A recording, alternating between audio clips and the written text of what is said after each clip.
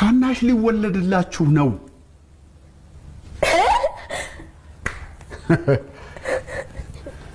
ቆይ ወንድ ነው ሴት? አገና አልታወቀም ሚስጥር ነው። ወንድ እንዳረገዘች በኔ በኩል ጥርጥር የለኝም። የኛ ዘር በጣም ኃይለኛ ነው።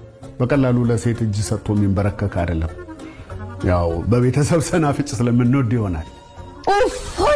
እፎይ ተመስገን ጌቴ። እኔንም የሚተካ ተገኘ። ሱቅ መላላቅ አስጣልጦ ነበር። እፎይ ጌቴን በነካልኝ እንዴ።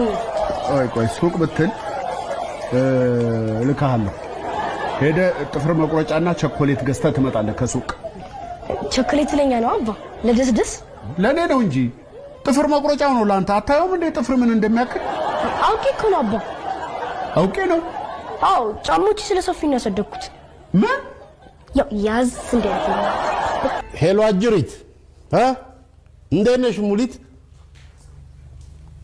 አራራ አይደለም ምክር ቢጤ ልሰጥሽ ነው የደወልኩት። ግን ሚስጥር ነው ለማንም ሰው እንዳትናገር።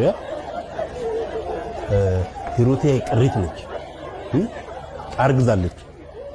የእውነት ነው ስልሽ እንዴ አንቺ ምን ሆነሻል እንዴ? የእውነት ነው። ከታማኝ ምንጭ ነው መረጃው ፈትልኮ እጄ የገባው።